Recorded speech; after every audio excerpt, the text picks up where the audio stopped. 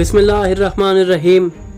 मस्जिद नबवी में रसूल अकरम लोगों से मुखातिब थे कि अचानक असहाब में से किसी ने अर्ज़ की, या रसूल अल्लाह, आप किस तरह खल्क हुए और हम किस तरह खल्क हुए?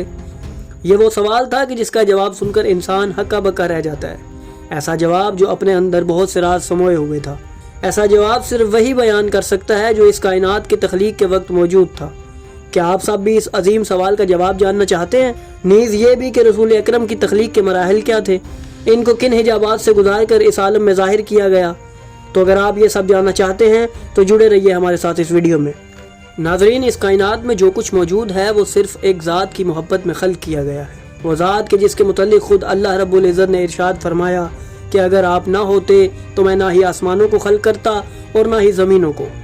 इस बारे में आप सल्लल्लाहु अलैहि वसल्लम का फरमान आलीशान भी मौजूद है कि अल्लाह ने सबसे पहले मेरा नूर खल्क किया।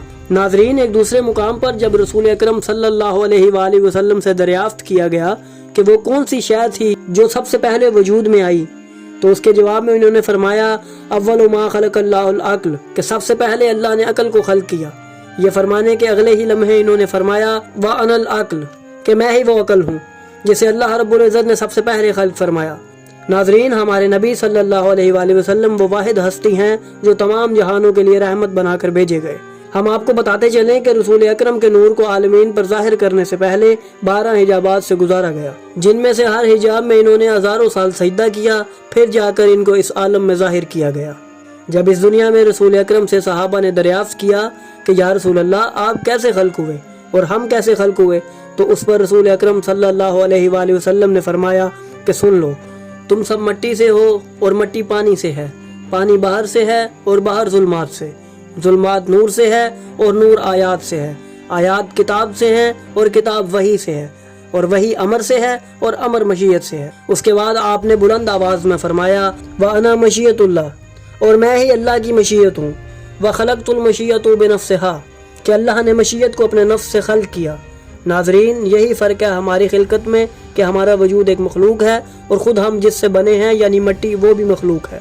मगर रसूल आज़म का मादा तख्लीक कोई मखलूक नहीं बल्कि ख़ुद अल्लाह की मशीयत है। अब हम आपको मज़ीद उन मराहल से आगाह करते हैं जो रसूल पाक की तख्लीक के मुतल्लिक़ हैं। नाज़रीन, जब अल्लाह ताला ने हमारे आका का नूर इख्तरा फरमाया तो हमारे नबी के नूर को 12 हिजाबों में कई हज़ार साल तक रखा, जहाँ इस नूर ने अल्लाह रब्बुल इज़्ज़त के हजूर सजदा किया। अब हम आप सबके लिए उन हिजाबात के नाम अर्ज करते हैं। पहला हिजाब जहाँ इस नूर ने सजदा किया उसे हिजाब कुदरत कहते हैं। उसके बाद हिजाब अज़मत उस नूर का मस्कन रहा। उसके बाद उस नूर को हिजाब मन्नत में रखा गया।